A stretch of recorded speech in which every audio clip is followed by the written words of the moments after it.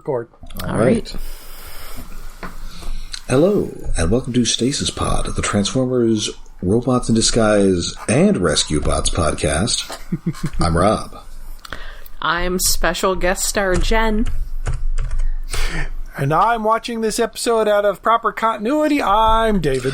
Yes, Yay! We are a little out of order here, as this apparently takes place I didn't realize. after the last season of Rescue Bots. Oh, okay. As we'll find out, because they mention meeting in a mission that we have not seen yet. I was wondering about that. Sideswipe mentions knowing of the Rescue Bots, and it's like, oh, that should not be there. We missed an episode. That did not occur yet. And in fact, this opens somewhat like a Rescue Bots episode, because there is indeed immediate peril. Yay! Yes. It's important. You gotta have peril to start the episode. This plane is about to crash, and specifically it's about to crash into one of Windblade's caches, as mentioned in the... Well, actually, I guess I should mention. Well, it's about to crash into a mountain. Yes. But, oh, yeah. But anyway, this first aired May 13th, 2017, written by Johnny Hartman, who previously wrote Impounded and Mighty Big Trouble. And it looks like he's currently writing for the current Power Rangers series. Okay. Oh. I guess they have writers on those.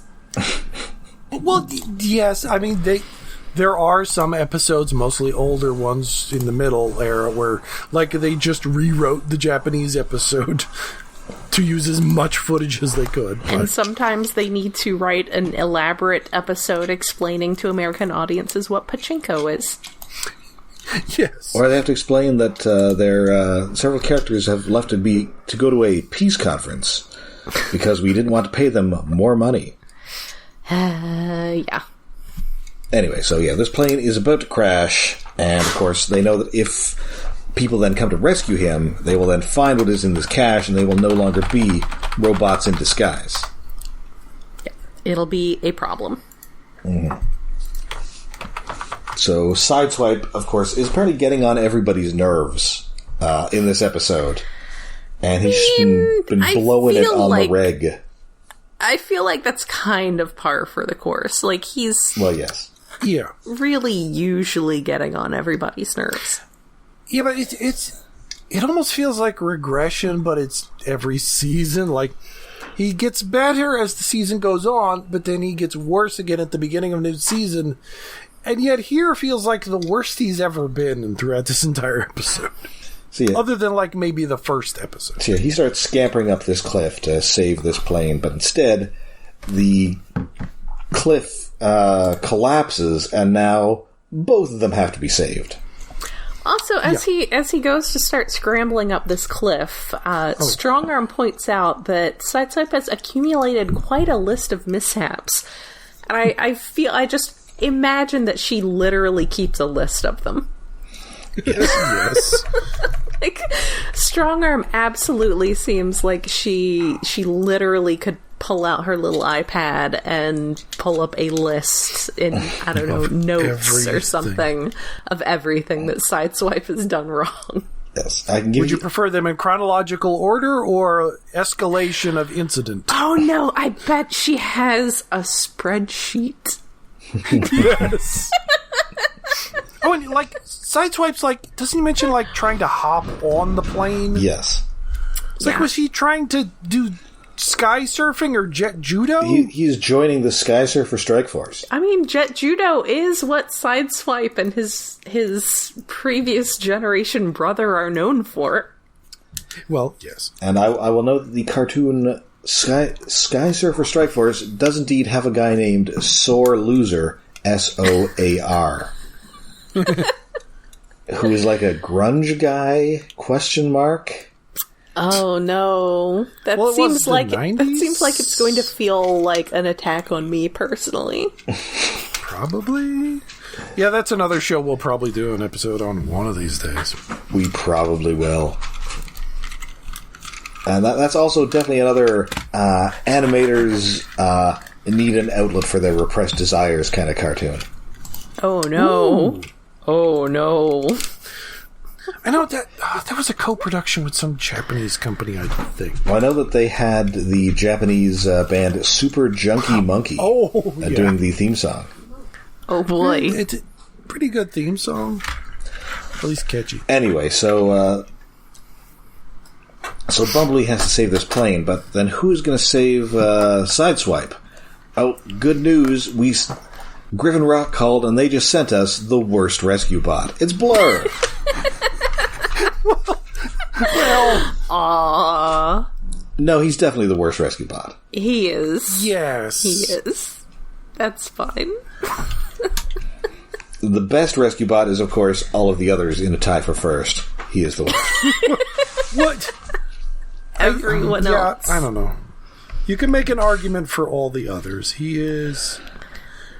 He's the one with the most potential for growth because he sucks. Yes. Yeah, it's important in a show like that to have the characters have potential for growth. And boy, does he have a lot of potential for growth. As a brief aside, as we are mentioning rescue bots, on The Mandalorian this season, Blades' voice actor Parvesh Cheena has been playing a droid who always sounds very concerned and is always freaking out just a little bit. Yes. Oh, is he voicing the copper droid? Yes. Karga's robot? Yes, Yeah. Grief Karga's copper. He's always, like, in the credits as, like, Navarro copper droid. But yes, the one who's always, like, extremely concerned about everything. I'm like, this is good casting. He's good at being concerned about things. Yes.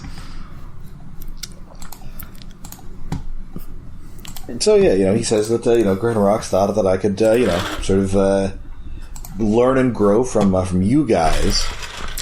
I like that Sideswipe's greeting is, shouldn't you be rescuing someone? Yes. He's like, I'm rescuing you. And also Bumblebee gets a Who the Helix. Ooh. I assume at one point that was Who the Helix, but too close. Too close. Gotta be careful there with the BS and P. Mm-hmm. What there is of it. Yeah, I'm not even sure what exists anymore. I don't know. It's like old Square people putting their stamp on stuff. I don't think that... I don't know. I don't think it matters anymore. I think it's basically just the corporations deciding how they feel about, like, protecting their trademarks at this point.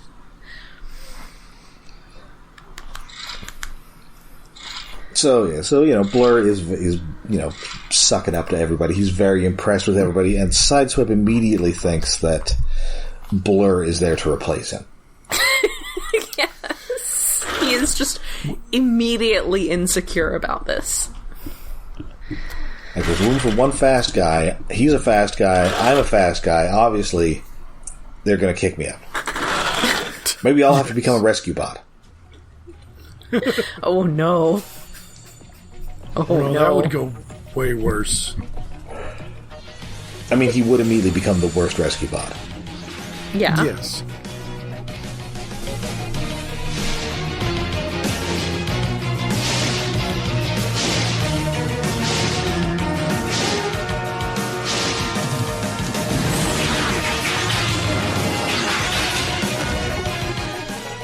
So they dig into this cache. It turns out it is full of a bunch of weapons, and also a weapons designer, Ragebyte, who is a scientist and weapons designer who sold his weapons to criminals and is there along with the super explosive he was trying to make.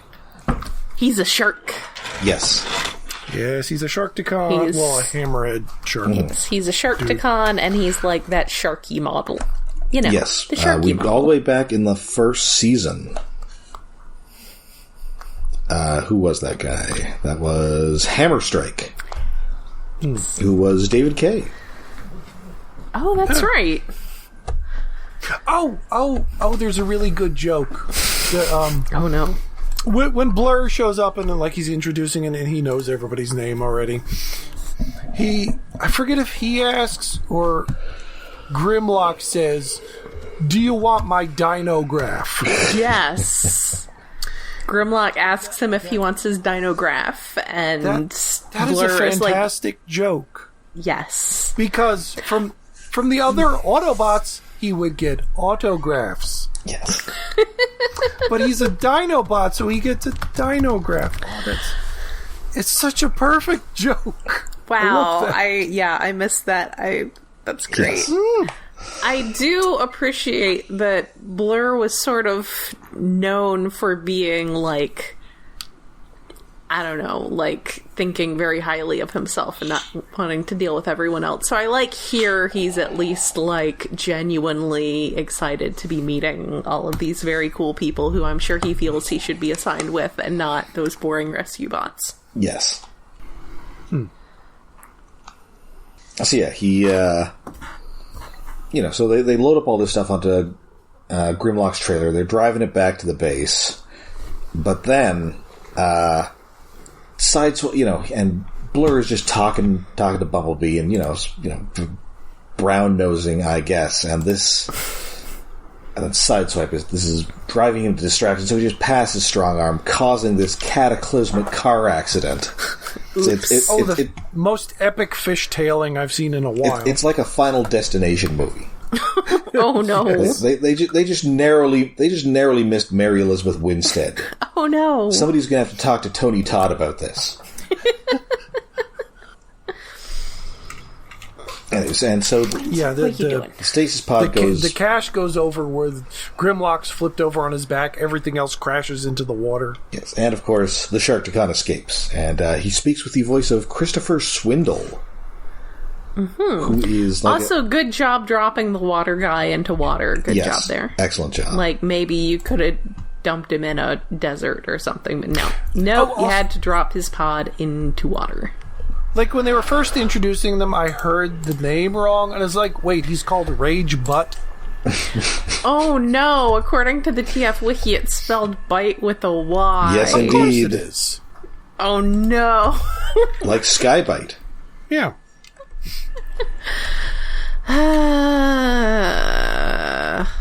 He is also, much like our last person, a big video game guy. Yes. And also like a big EDR, like voice matching guy for movies and stuff. I wonder if he was in Tactics Ogre. Everyone was in Tactics Ogre. Including friend of the community, Frank Tadaro. Ah. Christopher Swindle? He needs to voice a Swindle! Oh, wow. They have a Gudetama cartoon. Oh, what now? Is that about cheese? No, it's about an egg that I personally that cartoon. Yes, who I personally feel very protective of because they keep calling him lazy even though he's clearly clinically depressed. Yes. I'm still confused they made a cartoon. Is that that sort of depressed looking egg guy? Yes. Yeah, the depressed yolk. Okay, I think I have seen that. He looks very, very sad. He's not lazy, he's clearly dealing with mental illness. So yeah, he finds his explosives, and he immediately sets out to find the secret ingredient to his super bombs. Which is packing peanuts. Yeah, it turns out it's extruded polystyrene. Extruded polystyrene. When was the last time you saw packing peanuts used in packing? I feel like it's been like 5 years. Yeah, I always get those like inflated bags of air. Yeah, it's the inflated bags. I get a lot of paper these days. All the ones that I've seen recently are like from boxes that I've unpacked from 10 years ago. Yeah, old shit. Nobody uses styrofoam anymore. Well, obviously because we had to keep them out of the hands of robot sharks who kept trying to make them into super bombs. Yeah. Oh yeah, it's like they saw this episode, they knew why. He took all of them. Anyway, so they take what they can back, and then they are going to have to they're going to have to chase after Ragebyte.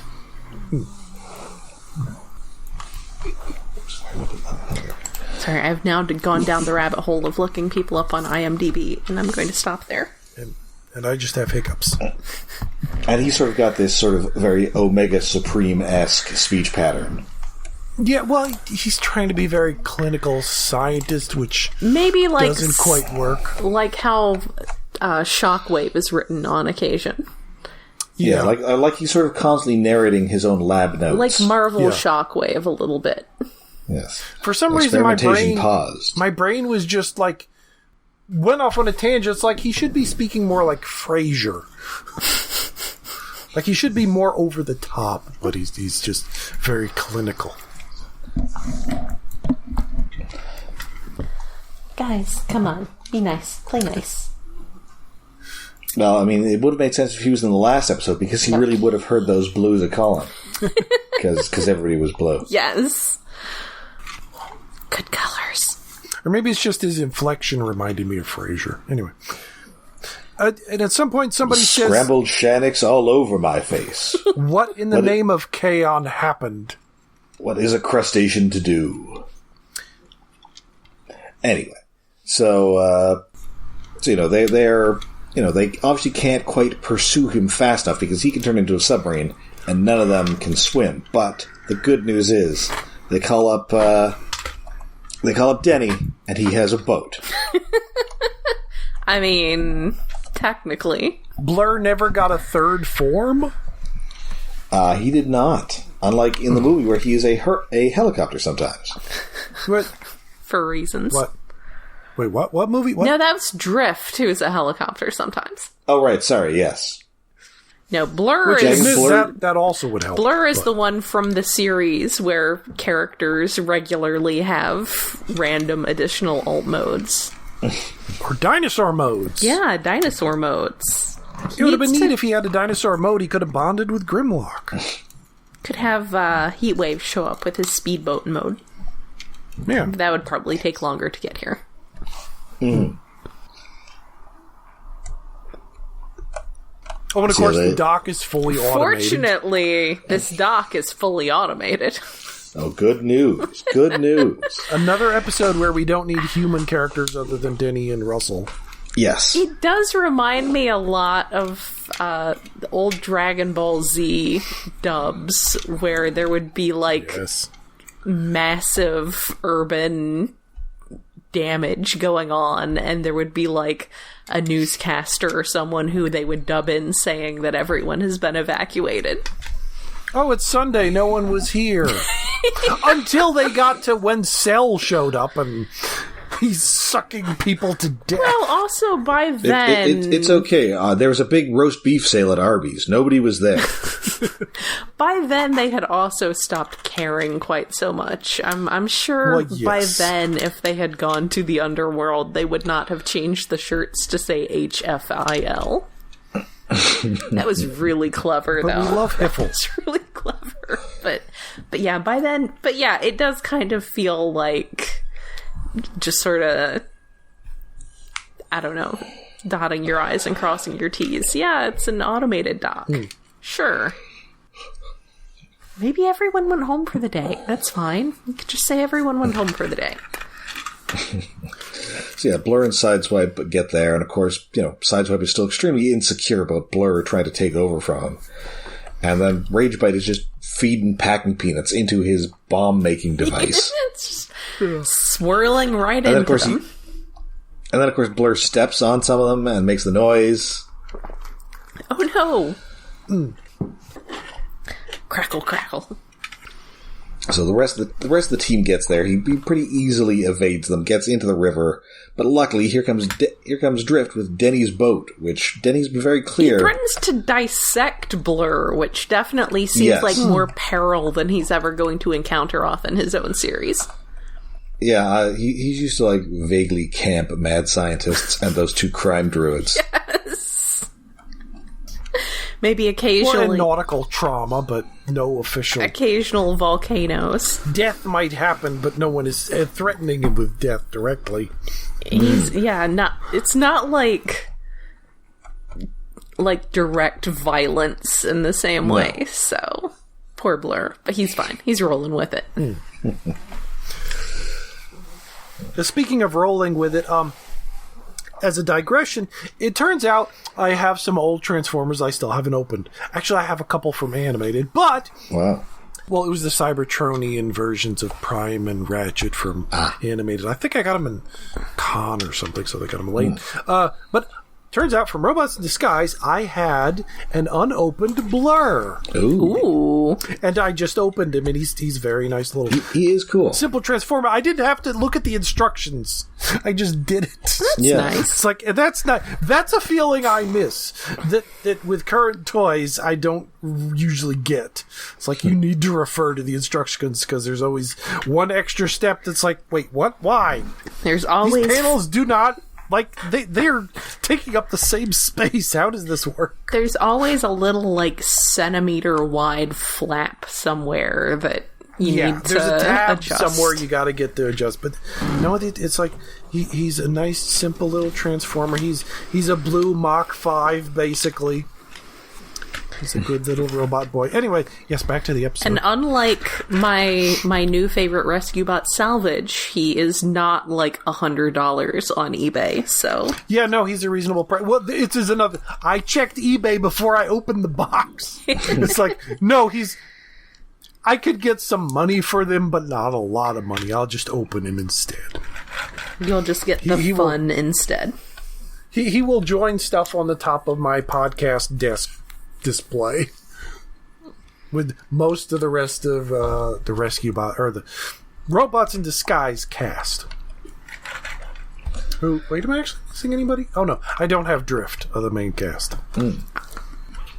Anyway, where were we? Oh yeah, the boat.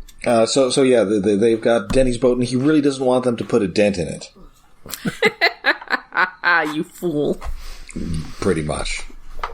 See also all of your possessions that have been lent to these Autobots in the past, Denny. All those dead beaver sculptures. Oh, R.I.P. Bucky the Breakfast Beaver. Poor Denny. It's like being around my cats.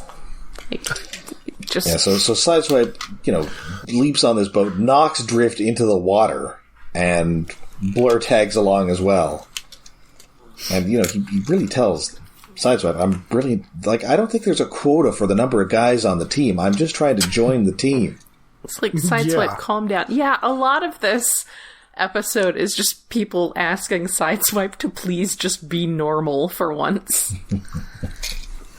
Yeah, it's like, I started this episode with oh, holy shit, there's two of them. And now it's like, wait, Sideswipe actually is the worst one. Holy crap. Yeah, Sideswipe is all, oh no, there's two of us. They don't need two of us. I guess this is like a window into Sideswipe's insecurities. It's really kind of sad. He needs to go to therapy. He just needs some. Like, what happened to him? Why is he not okay? Anyway, so during this chase, they straight up plow right into a boy. This boat is destroyed. Oh, yes, because they're fighting a scientist who can think, and neither of them can. Yes. He lures them into the buoy. Two orange tabby boys. They're trying to grab onto him in submarine mode. He just knocks them off by going through this old shipwreck or something. It is a pretty impressive flip they do when they run the boat into a buoy and it explodes beneath them, and oops. So pretty quickly they end up. They end up at the Crown City Bridge. He attaches his super bomb to it. Strongarm is telling people to get off the bridge by pretending to be the actual police. Whoop, whoop. Hello, real cops. That's the sound of the police. And also, this bomb kind of has the Predator countdown on it. Yeah. Oh yeah, it's weird. Ding ding countdown. It's important to make sure that you're counting down. You need to know. You need to advertise.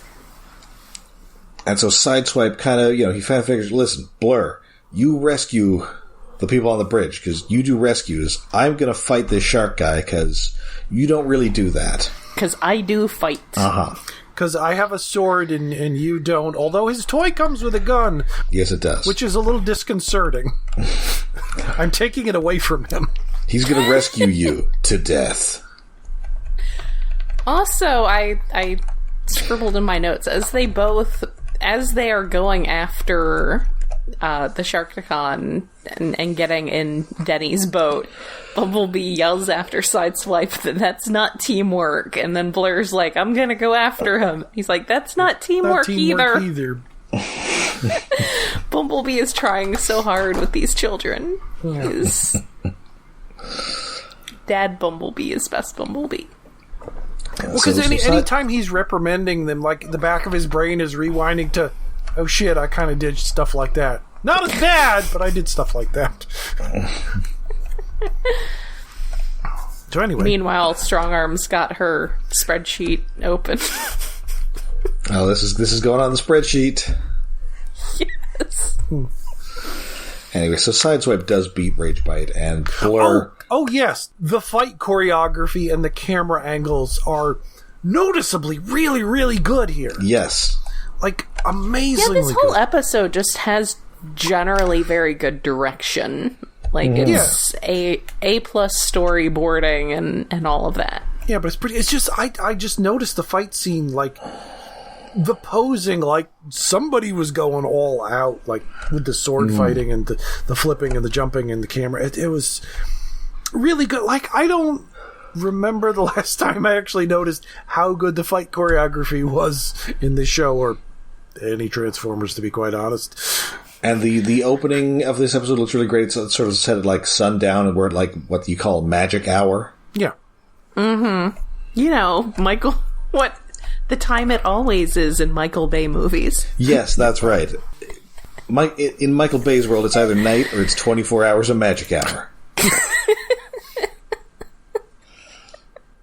It is the perfect lighting for watching a big robot fight or for watching a hot chick's abs. Possibly one with the other in the background. Entirely possible. Anyway, so he takes out Ragebyte. There's a huge explosion in the distance. Everybody assumes that, well, I guess it's a good thing he was only a recurring character on Rescue Bots. He wasn't one of the main cast. Why did they assume he's dead? Well, it was a big explosion. He's very fast. That's his thing. It's in his name. And indeed, he was too fast for the explosion, so he's fine. Yeah. Yes. And he's going to stick around a little. Yeah. And indeed, he is now, like, Sideswipe's intern. Oh no, there are two of them. They convince Sideswipe that there is room on the team for both of them, and he doesn't need to feel so insecure. He can calm down, and Blurr can be his temporary intern. Yes.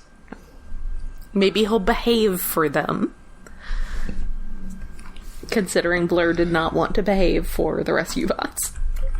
Yeah, so I enjoyed this episode. It's got a little bit of that Rescue Bots flavor. Yeah, there's a little bit human in peril, which doesn't quite happen. And Blurr is kind of a weird character to bring over to this show, but it's an interesting one that he is an interesting contrast with Sideswipe. Yeah, who would be a better one to bring over? Blades. I mean, Just Blades would freaking be out funny, 24/7. He would be constantly freaking out. Like, Blades would just hide. He would just be hiding at the junkyard every time anything happened. I feel that he'd get along with Fix-It. Yes, yeah. He and Fix-It would just be hanging out at the junkyard, like, watching movies. Like, I guess you could bring Chase to bond with Strongarm, or just Heatwave in general, but really, like, none of them quite fit. Blurr fits because, we already have one of those. Let's contrast. I mean, I mean, Strongarm and Chase would be a hoot. Yeah. They would, but I feel like they would probably drive everyone up a wall more than even Blurr and Sideswipe together will drive everyone up a wall. I kind of feel like... People would definitely ship it. Yeah. But, I mean, you could ship this too. But, I feel like the good thing that Sideswipe and Blurr can do is keep each other distracted so that they're not... It's like getting another pet. Yeah. For your pet. Like, sending Strongarm to Rescue Bots would make more sense. Yeah, I could see, because she's very, like, by the book. She's a little more wholesome. Yes. There was the whole episode where she had this guilty secret and it was just going to a car wash. That is some Rescue Bots energy. Yes. All No, right, I so think it's fun to it'll be fun to have him on board for a bit. Yes. So that does it for this episode, which I believe now brings us to David's Tokusatsu Corner. Yes. This week on 1, 2, 3, 4, 5. 5-man vaulting horse trio. Okay, we're doing gymnastics. Sure. Or possibly horses. Yes, last episode was a lot of stuff about the robots and Alien, and they get a new upgrade thing. This is back to kids endangerment episode. Yay! Oh boy. Child endangerment. I mean, that is a common thing. Like, I'm not as annoyed by it as I used to be watching Sentai, because I've seen a lot more, and I know when there's a bad one. This one isn't really bad, but the trio of elementary school boys who are having problems vaulting over a horse in their gym class is the B plot of this entire episode, and I don't have to talk about it at all. Because it's just kids. Anyway. Kids don't matter. We all know this. But, except for at the beginning, they can't vault. They somehow get on a computer and ask the Rangers for help in, we're bad at vaulting over this horse. Could you help us? And then the Rangers do. Well, the Blue Ranger does for the rest of the episode. How? So it's Blue episode. How? I guess he's a gymnast or a gym teacher. I don't know. I see. Anyway, he shows up at the school, and then what I first thought was like a seaweed monster with long seaweedy tentacles shows up, but he's an amoeba monster. Okay. Anyway, the Blue Ranger kicks him, vaults over the horse, kicks the monster into a tree, it explodes into seaweed, and it is gone. But it is an atomic amoeba monster, so it can regenerate from even the smallest piece of itself, as you do. And as the episode goes on, it keeps reviving itself, like, except for the very end when they get into the giant robot. The Blue Ranger is fighting entirely out of uniform. He's not morphed. Oh. And he kills the monster 3 times in the episode, and it just keeps coming back. And it's very weird. It's like, okay, killing a monster unmorphed doesn't happen that often. Doing it 3 times is impressive. And not just like 3 times in a row because it's the same shot multiple times for effect. The monster just... Well, no, the first time he kicks it into a tree. The second time... Well, first they go to a beach to practice more vaulting. The monster shows up again. And he gets in the little truck that they drove there in, rams into the monster, rams it off a cliff. The truck explodes. Sure. The Blue Ranger jumped out in a nice dramatic stunt shot with a stunt guy. And the explosion kills the monster, but it reforms because it's not dead. And then it shows up again at the end of the episode because it's like, oh, I gotta beat you one more time. You're very tough. And like, oh, the children actually matter because they saw him reform the second time. It's like, oh yeah, he has like a little glowing spot on his chest. Maybe punch that. It's like, thanks, kids. I'm going to punch the glowing spot for massive damage. And that works. And it explodes. Of course it works. That's why it's flashing. But after killing it 3 times, somehow there's still enough left that their giant Stay Puft Marshmallow Mecha can absorb the energy of that, turn into a giant version of that, and they beat it with the robot. Although they didn't use the combined robot they got from last episode. They're just using the new red blaster-looking robot without combining him to beat him. He has guns on the robot, and he shoots one beam, which lifts the monster up into the air, shoots a second gun, and it just blows up. Which is weird, but it did look cool. And that's the episode. And I'm skipped almost entirely over the title B-plot of the children. Yay! Good. So that was fun. Thanks. Like, for for a episode that was largely focused on children, it wasn't that bad, but it's entirely forgettable. Yay, filler. Yes. Oh, speaking of which, we haven't mentioned our Discord in a while. Oh, yeah. We have not. We keep forgetting to plug it. We do indeed have a Discord. Yeah. Every Friday, I stream Tokusatsu. Currently, we're early in Metalder and near the end of Dynaman.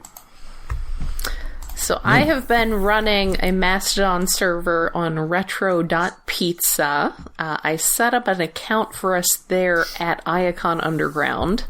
And I keep forgetting to log into mine, except for on Sundays when we watch monster movies. I don't forget to log in because I run it.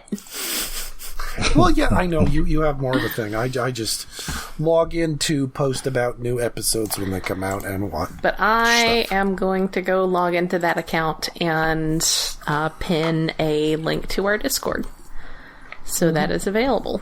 Because I'm not going back on Twitter. Twitter's a cesspool. Twitter's terrible. I'm staying on Twitter until it becomes entirely unusable or explodes. Yeah. Mostly because I follow artists there and I do not want to lose them. And I don't think they're all going to Mastodon since half of them are Japanese. And they'll probably use an alternate well, I guess they'll go to Pixiv or something. Japanese Mastodon. Whatever the Japanese word is for Mastodon. Or maybe they'll just go back to 2chan, I guess. Oh, no. Oh, no. Well, 2chan is different from 4chan. Not a lot, but it is. Mm-hmm. It isn't as bad. It isn't as fascist. Oh, well, then. All right. It may be more nationalistic, though. But anyway, that's a digression I should cut. I am generating a link. I'm going to post a link to our Discord on that and pin it. And yeah, that will be a place you can find it at Iacon Underground at retro.pizza. All right. Well, that does it for us for this week. But until, we'll be back with more Robots in Disguise next week. But until then, we are all over the internet. We do indeed have a Discord. We are on Twitter. We're on Facebook. And we have a Patreon. Yes, we are hosted on iaconunderground.net, where we have a Patreon to help with our hosting expenses. That is at patreon.com/iaconunderground.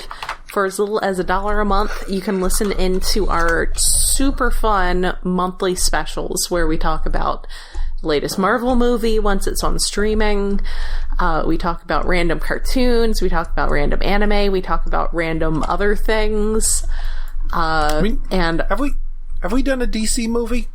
We should do a DC movie. Should we, I don't though? think we have. Should we, though? I wanted to do one of them, but I forget which.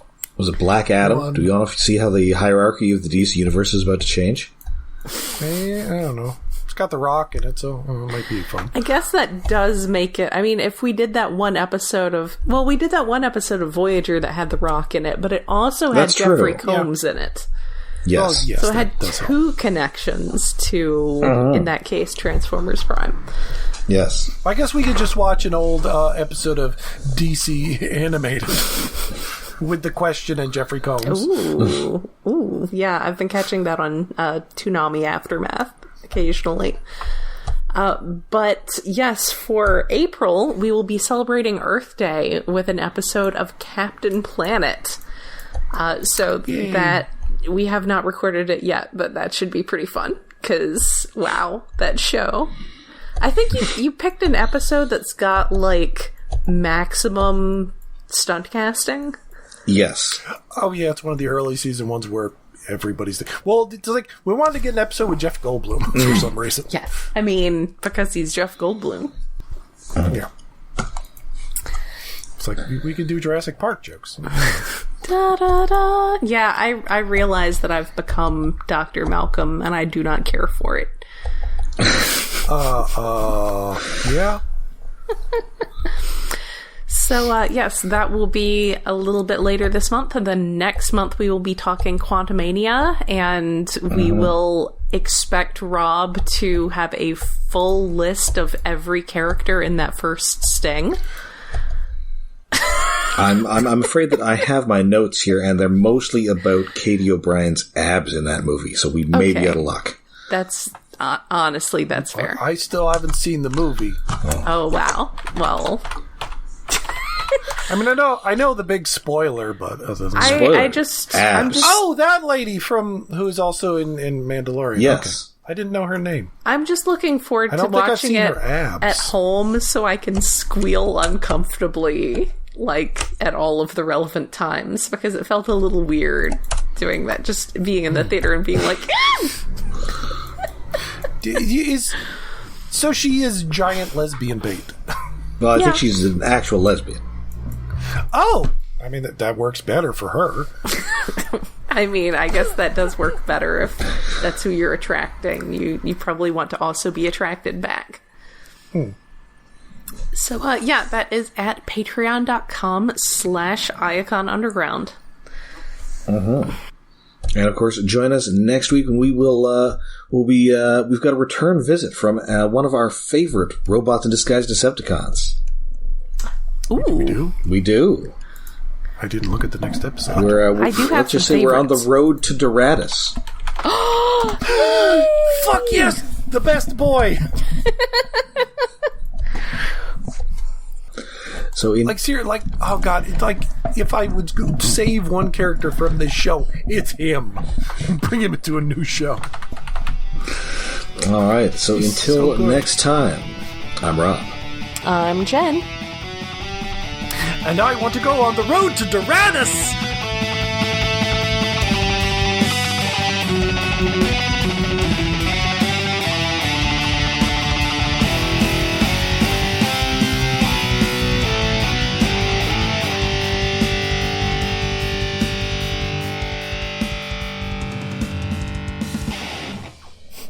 Oh, I've never seen the movie Road to El Dorado. Oh, People say that's good. It's got, what was it, Kevin Kline? I have no idea. I know Rosie Perez is in it.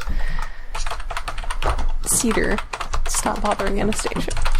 I need to get her... I need to record her purring. She's purring very loudly and chasing Anastasia around.